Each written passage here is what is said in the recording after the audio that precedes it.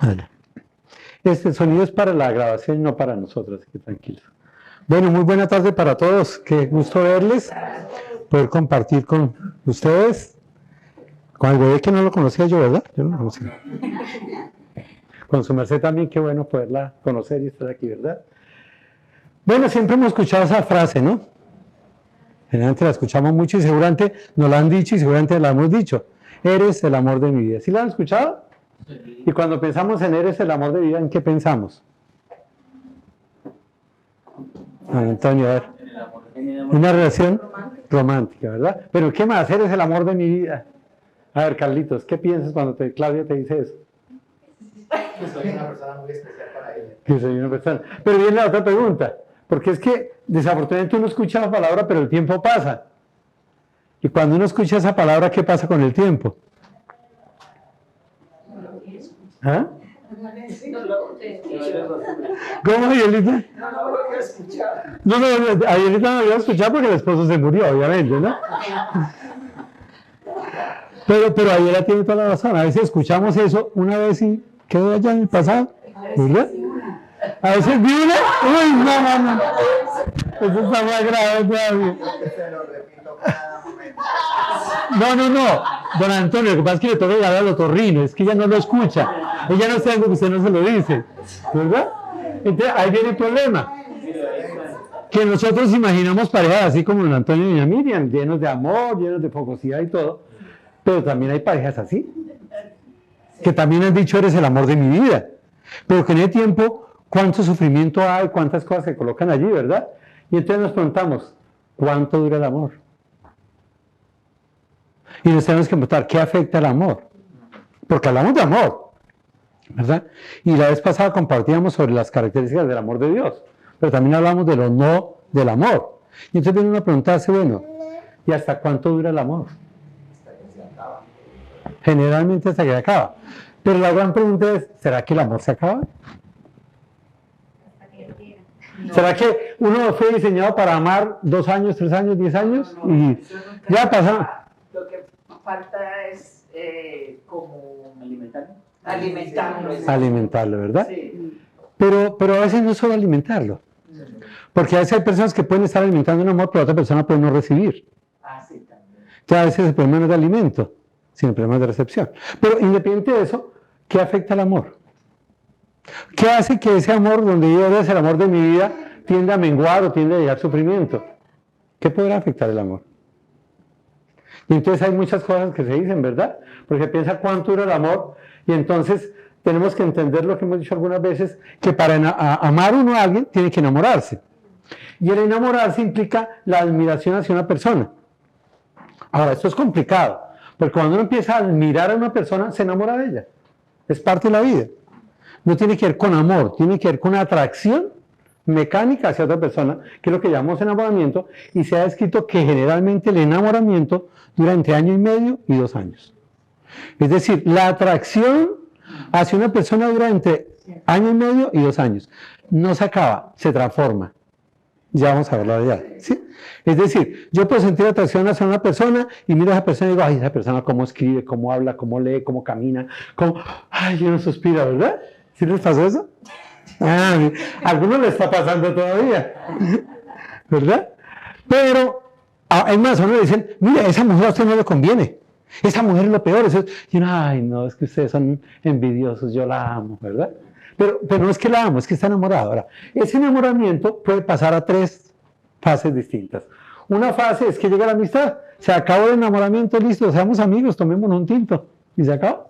Seguimos siendo buenos amigos. Eso generalmente no sucede porque durante ese periodo hay expectativas. Y esas expectativas se producen sufrimiento y frustración. Pero algunas veces ese enamoramiento cambia a lo que es el amor verdadero. Es decir, yo estuve enamorado por un tiempo, pero llego a amar a esa persona. Cambié esa atracción por una decisión y por una determinación. Pero a veces el problema es que hay frustración. Entonces yo me enamoré de una persona, fijé expectativas, sentí dolor, sentí esto, me frustré y esa frustración termina en enemistad, en odio, en orgullo y en tantas otras cosas, ¿verdad? Y entonces hay una desviación de las relaciones afectivas. Esa persona que se enamoró, que dijo, ese es el amor de mi vida, Se frustró, se sintió dolores y cambió todo eso, ¿verdad? Dicen que el amor dura mientras esté el compromiso. El verdadero amor es por siempre. Pero ¿de qué depende eso? Ya no de una admiración, sino de un compromiso. Es decir, el amor va a cambiar esa atracción hacia alguien por un compromiso. ¿El compromiso de dónde nace? De uno. La admiración de lo que yo veo en la otra persona. Y depende de eso. Ahora, si pensamos en el amor, tenemos que entender que el amor está enfocado en la decisión de uno. La admiración es que está enfocada en lo que la otra persona hace y a mí me encanta, me fascina, me enfoco en eso y me gusta eso. Pero el amor está enfocado ¿qué? En la decisión que yo tomo. Por eso yo estoy enamorado, admiro a la persona y un día tomo la decisión, voy a amar a esta persona por siempre, ¿verdad? Dice un autor, que es Robert Sternberg, que para amar se necesitan tres cosas. Uno, una intimidad. La intimidad es una cercanía emocional. Es decir, yo quiero estar más con esa persona y me siento bien cuando estoy con esa persona. Y eso hace que ese amor, pues obviamente tenga esa cercanía emocional. Pero esa cercanía emocional se puede pasar a una atracción sexual. Es decir, ya no es simplemente la parte emocional del corazón, del romanticismo, sino que llega a la pasión y a la atracción sexual. Y luego de eso viene el compromiso, que es la voluntad de estar juntos. Ahora, esto es muy intercambiable, ¿verdad? La ideal es que sea primero una cercanía emocional, luego un compromiso y luego la atracción sexual. Pero que esas tres sigan vinculadas, porque si estos tres elementos perduran, si están ensamblados, pues la pareja puede permanecer unida durante años o décadas. Y ese es el amor que no termina. El problema grande es que a menudo las personas confunden amor con pasión y se tratan de asuntos diferentes. O se produce el enamoramiento, que es la simple atracción hacia una persona, o la pasión, que es la parte sexual. Y solo se produce la parte sexual, pues obviamente no va a haber amor. El amor es el compromiso que se adquiere. Entonces, para pensar en ese amor verdadero se necesitan tres cosas, repito. Primero, anhelar estar cerca de la persona, que es algo emocional. Segundo, se desea plenitud con la otra persona, que es la compañía con esa persona, es la atracción plena y es la convivencia plena. Y por último, se crea compromiso a pesar de. ¿Qué quiere decir a pesar de? El amor es una determinación que yo tomo, independiente de la persona que yo amo. No tiene nada que ver con lo que ella haga, con lo que ella sea, con lo que me digan de ella, es la determinación que yo tomo. Por ejemplo, ¿qué hizo Cristo por nosotros? ¿Por lo que nosotros hacíamos? ¿Por lo que nosotros éramos? ¿Por la forma que nosotros respondimos? Ese es el verdadero amor. Una determinación que se toma a pesar de. Entonces vamos a hablar hoy, generalmente los términos cuánto el amor implican, dependiendo de las pruebas. Y la mayoría de veces el amor se dificulta por las pruebas que suceden. Pero muchas veces dicen que hasta que la plata nos separe. Entonces a veces sí, hay parejas que se meten en negocios, ¿no? Se enamoran, forman la amistad, están de novios y hacen unos negocios, pero se viene abajo el negocio y se viene abajo también el sentimiento y la relación. Pero cuánto dura el amor también depende de cómo los conflictos nos separan como pareja. Si permitimos que los conflictos entren en la relación de pareja y esos conflictos nos separen, pues obviamente el amor se deteriora. Pero el verdadero amor debe sobrepasar eso. ¿Qué quiere decir con eso? El verdadero amor debe sobrepasar los conflictos, las crisis económicas, las pruebas y las dificultades. Y eso es de lo que yo quiero que hablemos en esta tarde. Yo entiendo que en primera carta de Juan, capítulo 4, versículo 16, dice, y nosotros hemos conocido y creído el amor que Dios tiene para con nosotros. Miren lo que dice. ¿Qué hemos conocido? El amor. ¿Y qué hemos creído? En el amor. Luego el amor implica conocer a la persona y creer en la persona. Conocer a Dios y creer en Dios. Pero ese conocer y creer implica una relación. Mira, dice acá, conocido y creer en el amor que Dios tiene para con nosotros. Dios es amor y el que permanece en amor, permanece en Dios y Dios en él. ¿Eso qué quiere decir eso? Que tenemos que hacer una relación con Dios. Y nos relacionamos ¿qué? A través del amor de Dios. Lo mismo entre humanos. Yo no puedo tener una relación de pareja y decir que amo a una persona cuando no la veo, cuando no le escribo, cuando no le hablo, porque ¿cómo se expresa el amor? El amor se expresa a través de la relación. Y eso es lo que sucede con Dios. Hace unos 15 días creo hablábamos de las características del amor de Dios y hablábamos que teníamos 6 características del amor de Dios, que todas eran por I. El amor de Dios es infinito, el amor de Dios es inmenso, el amor de Dios es incomparable, el amor de Dios es inmerecido, el amor de Dios nos inspira y nos motiva y es indescriptible. Y también habíamos hablado que el amor de Dios es para imitarlo. Pero si hablamos de esas características del amor, entonces ya viene la otra pregunta. ¿Y cuánto dura el amor de Dios? Pues sí, es chévere, es inmerecido, es grande, es infinito, pero ¿cuánto dura el amor de Dios? Nunca cesa. Pues hay personas que piensan que sí. Entonces viene la otra pregunta, ¿qué nos separará del amor de Dios? Si el amor tiene un tiempo y si el amor es afectado por algo humanamente, ¿será que con Dios pasa lo mismo? ¿Qué nos separará del amor de Dios? ¿Las pruebas, los conflictos, el dinero, las enfermedades? Pues eso es lo que quiero que hablemos esta noche. Entonces la pregunta importante es, ¿quién nos separará del amor de Cristo? Y espero responder esta pregunta. Permítanme, oramos y pasamos a desarrollar el tema.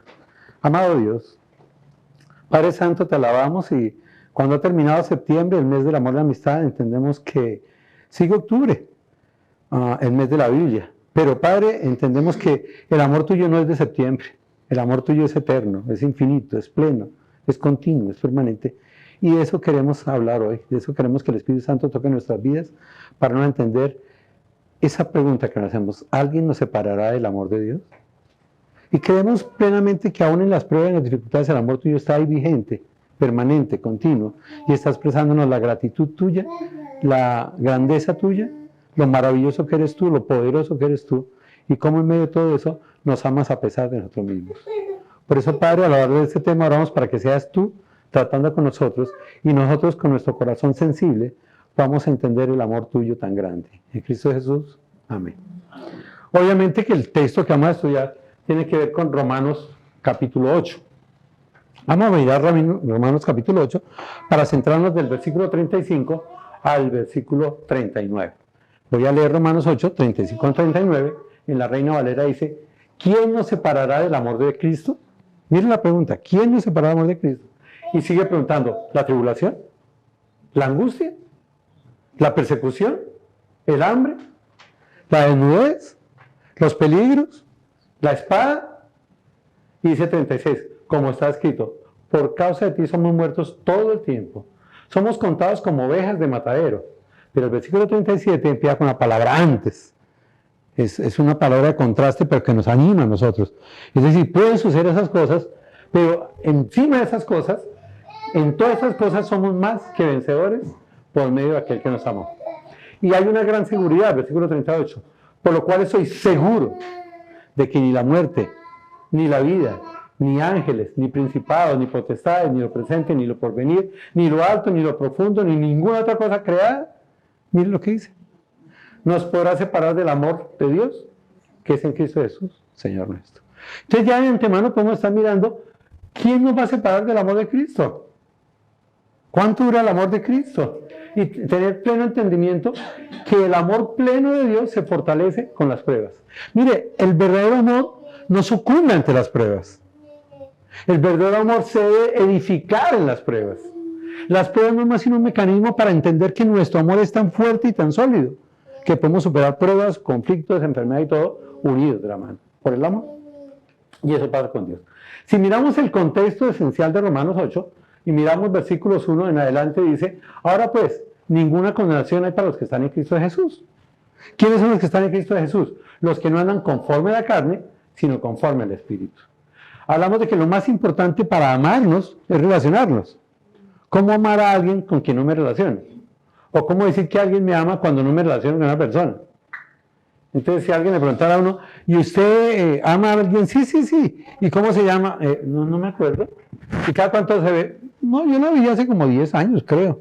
¿Y se escribe? No, yo voy a ponerme a escribirle. No. ¿Y la llama? No, pero es que para gastarle minutos. ¿Creerían en ese amor tan grande? El verdadero amor implica relación. Y tú no puedes decir que amas a Dios si no te relacionas con Dios. Y ahí está la relación, ¿verdad? Los que están en Cristo Jesús. ¿Quiénes están en Cristo Jesús? Los que no andan conforme a la carne, sino conforme al Espíritu. ¿Y por qué? Dice el versículo 2. Porque la ley del Espíritu de vida en Cristo Jesús me ha librado de la ley del pecado y de la muerte. Hay dos leyes. La ley de la condenación y la ley que nos libera de ese pecado y de la muerte.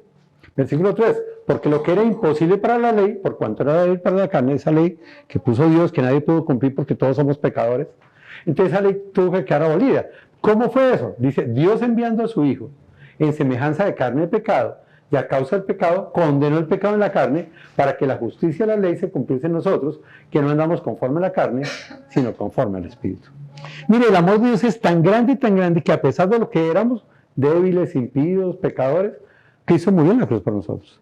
Pero lo lindo del amor de Cristo es que llega a nuestras vidas de tal manera que impacta nuestras vidas, que transforma nuestras vidas y nos permite no andar en la carne, sino conforme al Espíritu. Es decir, es un amor que transforma. Y lo que hago en este texto es que el amor pleno se edifica en medio de una relación. Si queremos tener un amor pleno con alguien, tenemos que relacionarnos con esa persona. Pero igualmente, si tú hablas del amor de Dios y de que amas a Dios, tienes que establecer una relación con Dios. No podemos decir que amamos a Dios si no nos relacionamos con Dios.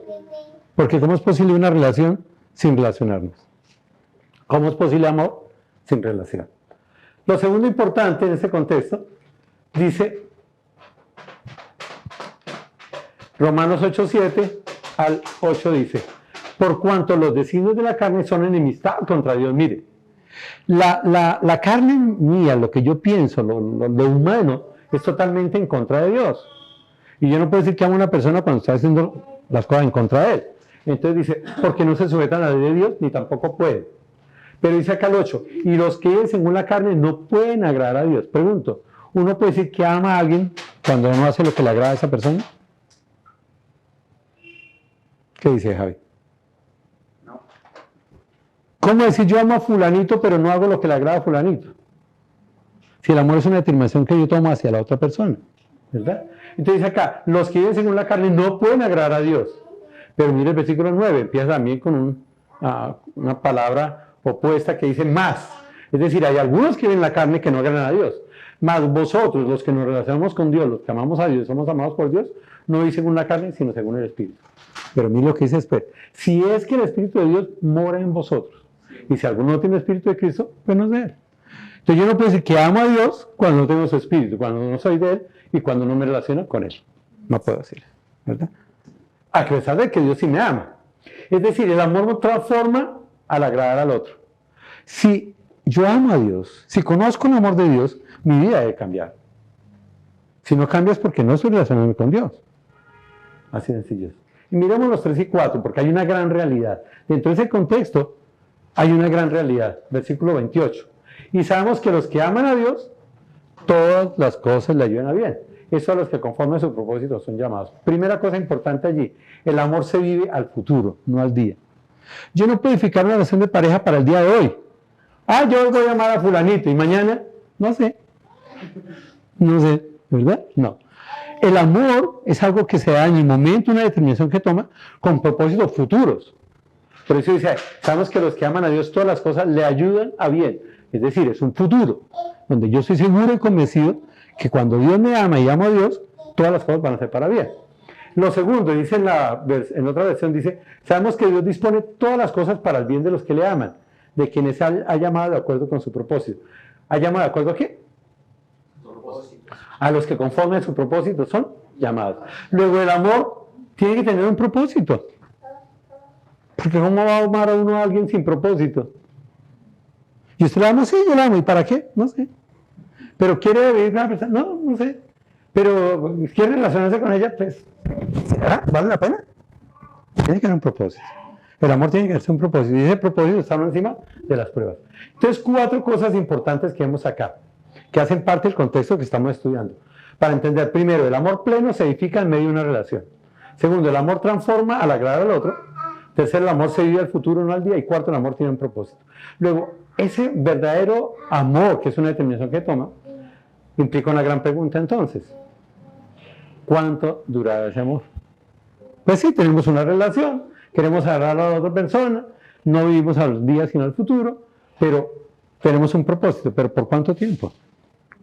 Y eso es lo que queremos responder, porque es la pregunta, ¿verdad? Entonces la enseñanza principal, hablando de la durabilidad del amor, está en el versículo 35, o empieza en el 35 hasta 39. Y viene con una pregunta que le decimos, ¿verdad?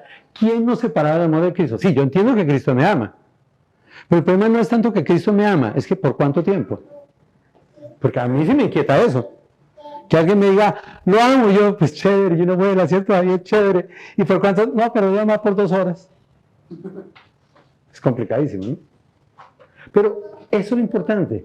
¿quién nos podrá separar del amor de Cristo? Y entonces dice algunas cosas. Y es una pregunta inquietante. ¿Quién nos separará del amor de Cristo? Yo no sé si ustedes saben, pero después de un año estudiar yo la Biblia al lado de Roberto, él tocó este versículo. Y yo llegué a Cristo por este versículo.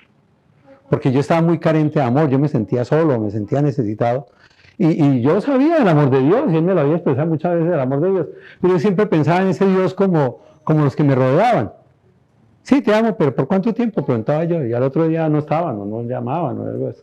Pero cuando él me dice que nadie me puede separar del amor de Cristo, yo entendí, a ese sí le juego. Ahora hay personas que sufren, que están frustradas, porque en medio de esa relación de amor suceden cosas. Y tal vez el creyente, y tal vez tú estés pensando en eso. Por eso este texto es tan importante entenderlo, comprenderlo y vivirlo. Y entonces hace preguntas claras. La primera, ¿será que la tribulación nos separa del amor de Dios? Y entonces uno se pregunta, ¿qué es tribulación? Porque primero tengo que saber qué es tribulación para ver si me separa de Dios. O angustia, o persecución, o hambre, o desnudez, o peligro, o espadas. Ah, ese no era. Bueno, vamos a tratar de acordarnos. Tribulación es una palabra que es como oprimido, es algo que me oprime plenamente, es un ataque que me hacen a mí, ¿verdad? Y a veces hay cosas en la vida que nos oprimen, que nos dificultan, que uno se siente como mal y uno dice, ay Señor, ¿dónde estás? ¿Verdad tú sí me amas? Y si me amas, ¿por qué me pasa todo esto, verdad? Angustia es esa ansiedad que tengo yo ante el futuro. Ahora, en una época como la que estamos viviendo es complicado, yo lo entiendo, porque a mí también me pasa. Y yo sé que la mayoría decimos, pero ¿qué pasará mañana? Y mire que la situación del gobierno, y mire que el dólar, y mire que esto, y mire que Ucrania, y mire que aquello. Y entonces, ay, ¿será que sí existe Dios? ¿Cuánta gente pregunta eso? ¿Dónde está tu Dios?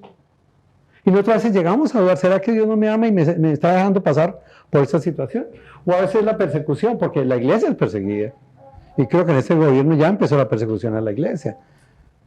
Nosotros somos perseguidos, somos atacados, ¿verdad? El hambre es una necesidad básica que tiene el ser humano y a veces experimentamos hambre también. Pero no solo hambre física, sino hambre espiritual, hambre emocional, hambre ante la violencia que está sucediendo, o la desnudez, que es la carencia absoluta de las cosas. La palabra desnudez implica dos grandes cosas, el estar sin ropa o la vergüenza. En el caso de Adán y Eva, se vieron desnudos y están avergonzados. ¿Cuántas cosas nos dan vergüenza en el mundo que estamos viviendo? ¿Verdad? Es impresionante lo que está sucediendo hoy en día. El peligro, ¿estaremos sometidos a peligros? Con tanta violencia, con tanta inseguridad, con tantas cosas. ¿Y cuánta gente sale con temor y, ay, no, ¿yo qué hago? ¿Salgo, no salgo? ¿Compro, no compro? Y eso es una pregunta, ¿usted está creyendo en Dios? Porque estamos creyendo en Dios, no tenemos por qué tener pendientes. La espada, mire, la espada es una herramienta que usa para matar. Y hay personas que le pueden levantar para agredirnos y para matar. ¿Pero qué está diciendo ahí?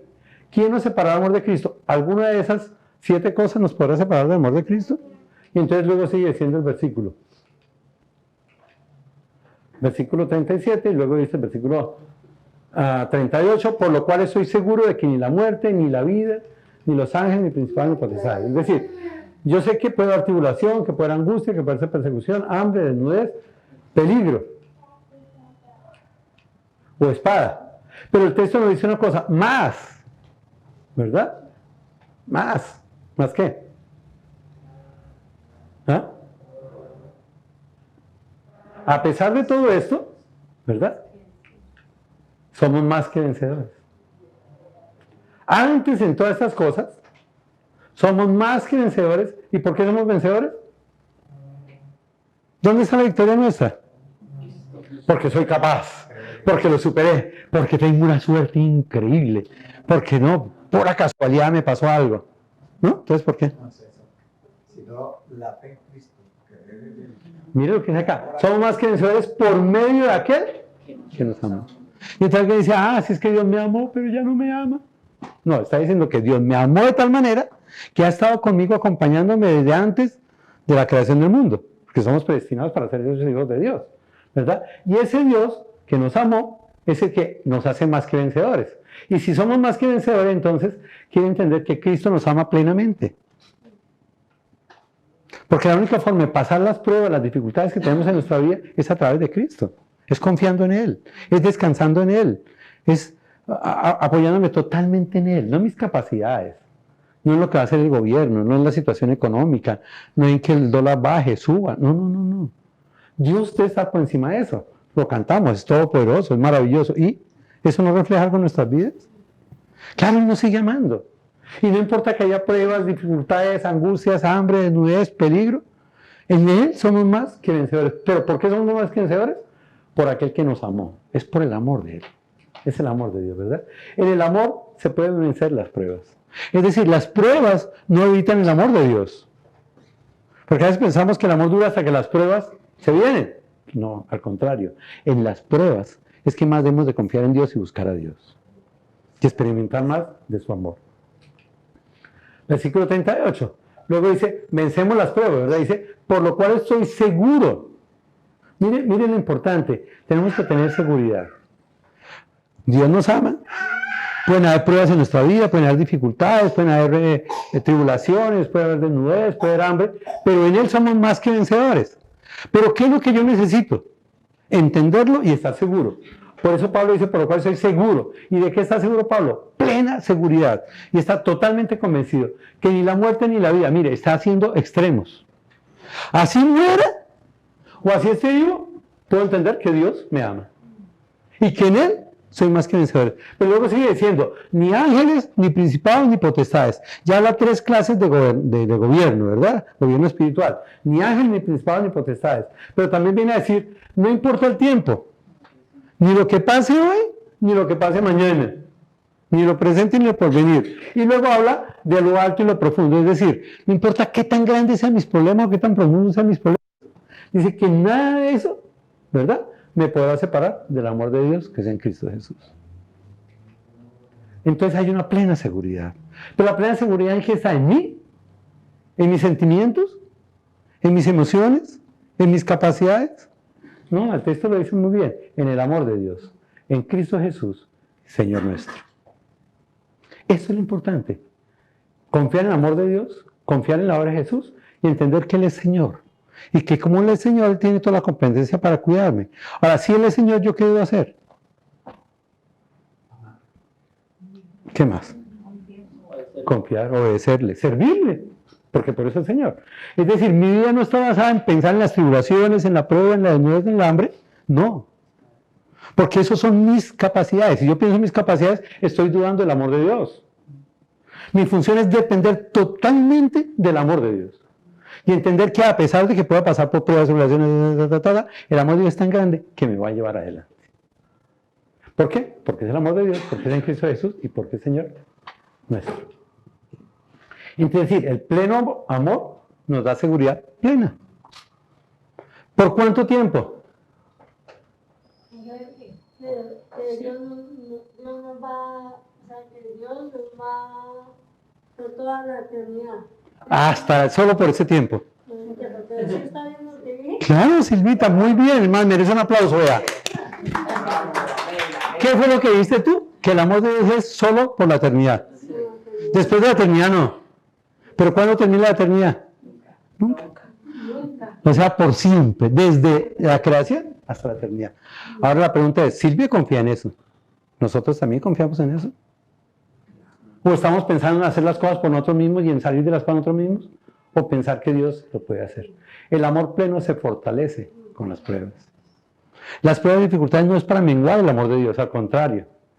Dicen que alguien murió y cuando murió dijo, y es que yo tengo una vida muy dura, muy dura. Yo no, a la larga menos mal que llegué acá, porque mi vida fue muy dura. Y alguien dijo, sí, su vida fue muy dura. Mire, acá está en este desierto, está pintado todo su caminar.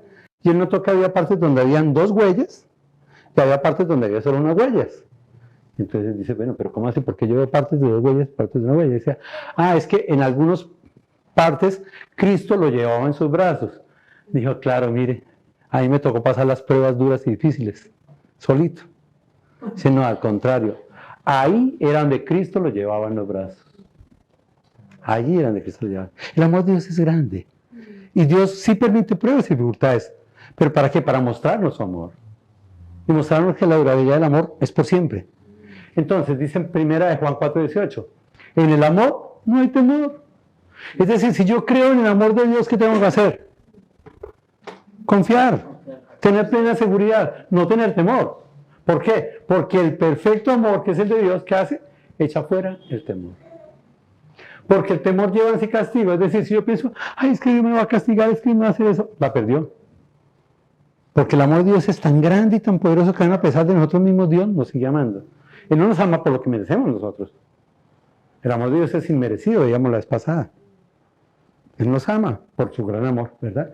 Por eso dice, el perfecto amor echa fuera el temor, porque el temor lleva así castigo, de donde el que teme no ha sido perfeccionado en el amor. ¿Qué es lo que nos da temor? No ha sido perfeccionado en el amor. ¿Qué necesitamos para perfeccionar el amor? Relacionarnos con Dios. Luego, ¿dónde está el problema de nuestras vidas?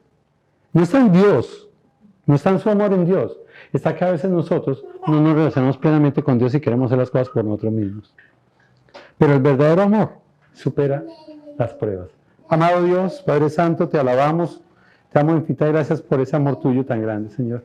Padre, entendemos que sí tenemos pruebas, dificultades, a veces nos sentimos oprimidos, atribulados, angustiados, a veces experimentamos hambre no solo física, sino también emocional, y a veces somos avergonzados, Padre.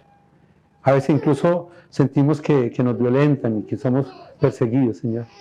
Pero Padre, si algo podemos entender hoy es estar totalmente convencidos y seguros que tú tienes un proyecto en tu amor para cada uno de nosotros, Señor. Y que en medio de nuestras pruebas y nuestro dolor tú nos estás mostrando tu amor. Porque el amor tuyo no es momentáneo, como Silvita lo decía, es por la eternidad. Y en medio de ese amor somos más que vencedores, en medio de las pruebas y las dificultades.